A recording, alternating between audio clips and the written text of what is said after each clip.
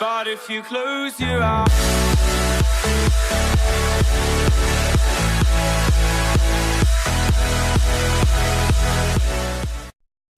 Bonjour, je m'appelle Jonathan Mailloux-Fournier et je suis diplômé en programmation en jeux vidéo et en moteur 3D à l'Institut des Graphes. Sur cette vidéo, je vais vous présenter deux projets que j'ai accomplis et mon expérience en différents langages. Pour commencer, il m'a fallu travailler en équipe sur un projet nommé NutriFighter Tank. Durant ce temps, je me suis occupé d'une partie du UI, dont le score, la vie des véhicules sur la scène et un système de soins pour les véhicules. Le jeu consiste à choisir un tank de l'une des deux équipes pour ensuite affronter l'équipe adverse. Dans chaque équipe, il y a 3 choix de tanks proposés. Il y a le Fast, le Medium et le Heavy. Chacun de ces tanks ont des attributions différentes en termes de vitesse de déplacement et de projection de munitions. Le UI contient une barre de vie pour chaque joueur, une barre pour le score de chaque équipe, un choix de 3 munitions ainsi qu'une mini-carte.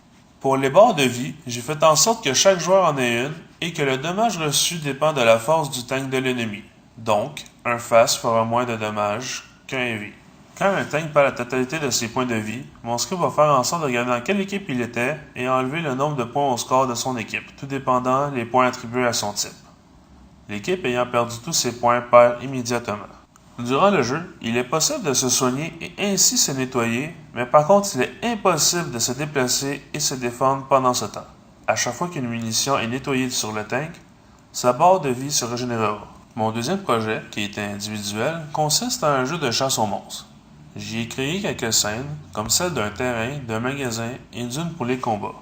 Dans la scène du magasin, j'ai fait un système pour converser avec différents personnages. En discutant avec le marchand, nous pouvons accéder à un menu d'achat ou de vente. Les objets achetés vont ensuite à l'inventaire du joueur, qui pourra être utilisé plus tard. Durant la scène de combat, le joueur pourra affronter différents ennemis en allant au préalable sur différents espaces verts. Pendant l'affrontement, le joueur aura le choix entre 2 attaques, dont une qui aura besoin d'un élément de son inventaire. Il aura aussi le choix d'utiliser des objets tels que Food pour se soigner moyennement ou grandement. À chaque fois que le joueur fera une action, le monstre utilisera une de ces attaques aléatoires qui ont une chance de manquer. À la fin du combat, le joueur recevra de l'argent en récompense et le montant sera aléatoire tout dépendant du monstre combattu.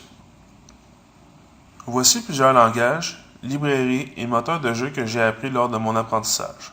Pour plus d'informations, vous pouvez me contacter aux endroits suivants. Merci de votre écoute.